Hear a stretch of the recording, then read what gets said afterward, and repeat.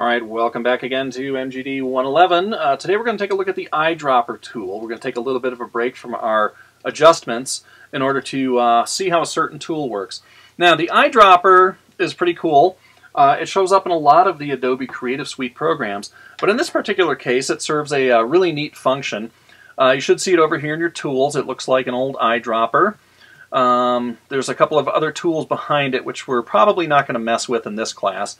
But if you select that first eyedropper tool, there's a couple of things that we need to affect here. First of all, down towards the bottom of our toolbar, I think I pointed these out to you earlier and said I'd get to them later. Here they are. We have two squares here called foreground color and background color. And what we can do is we can take the eyedrop tool, and if I just click on, say, this blue, you'll notice my foreground color is now that shade of blue. Now, the interesting thing is, if I were to zoom way in on this blue, you might be able to see that there are quite a few different shades of blue. So how do we determine which one? Well, when we're using the eyedropper, very important up here in your control bar, we have a couple of different things. We have the sample size. Defaults to point sample, which means it's picking out the exact one pixel that you clicked on. Yes, believe it or not, from way back where we were, I actually clicked on one single pixel, but we can also tell it to take a 3 by 3 average, a 5 by 5 average, 11 by 11, etc., etc. And what that does is, when I click on a pixel, let's say I choose 3 by 3, it will take that pixel and a square, 3 pixels wide, 3 pixels tall, around that pixel.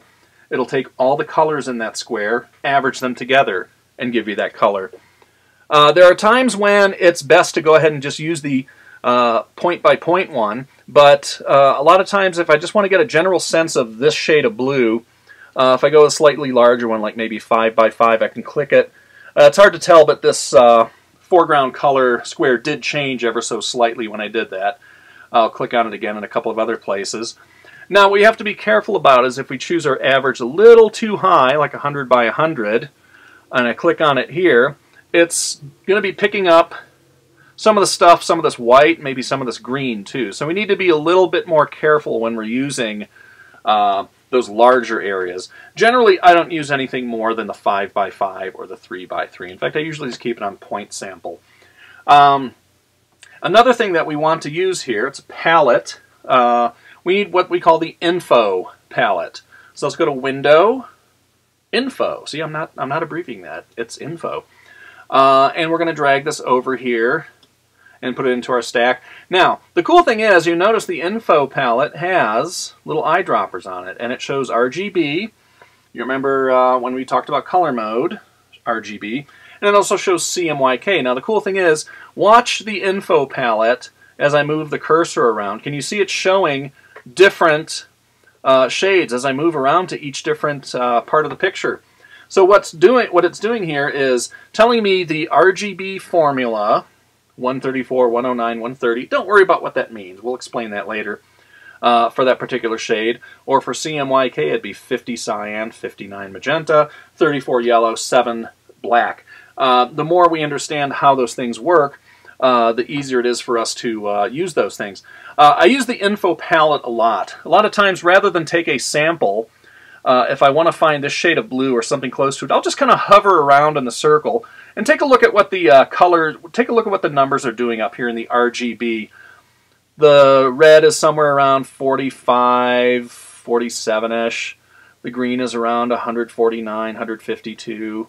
The blue is around 169, 171. So I'm going to pick some numbers kind of in the middle of that. So if I want to make that color, I'll probably make it red 50, green 150, blue 170. And that color combination will give me a shade of blue that's kind of an average of this sort of area here. So the eyedropper is a pretty cool tool. We can also use it if we need a background color. We can click on the second square here, the background. Let me just pick a brighter color here for now. Let's see. Okay, I just used the eyedropper to select a brighter foreground color. If I want to choose a background color, I can click and hey, what's this? Well, it's the color picker, and we'll talk about that here in the next lesson because we need a break. And then we'll come back to the eyedropper in that lesson.